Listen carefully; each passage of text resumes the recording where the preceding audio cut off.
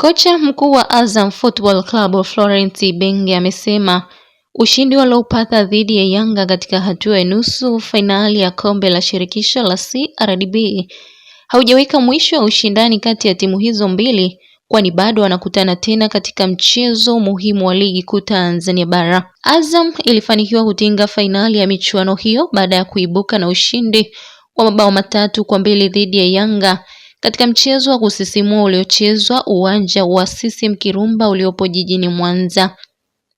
Matokeo hayo yaliwawezesha wanalambalamba kukata tiketi ya kucheza fainali, huku Yanga wakimaliza safari yao kwenye mashindano hayo.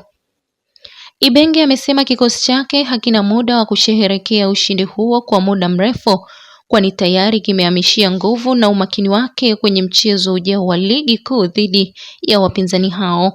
Kocha huyo raia wa DR Congo amesisitiza kuwa bado kuna kazi kubwa mbele yao, hasa ikizingatiwa umuhimu wa mchezo wa kesho utakaopigwa New Amani Complex pale visiwani Zanzibar, ambao unaweza kuwa na mchango mkubwa katika mbio za ubingwa wa ligi kuu Tanzania bara. Ibenge amesema jambo la msingi kwa sasa ni kuhakikisha wachezaji wake wanarejea katika hali nzuri ya kimwili na kiakili baada ya mchezo mgumu wa nusu fainali uliotumia nguvu nyingi ili wawe tayari kwa changamoto inayofuata. Ibenge amesema ushindi dhidi ya Yanga umetupa morali kubwa, lakini hilo halitoshi ikiwa hatutaendelea kuonyesha kiwango bora katika mechi zilizobaki za ligi.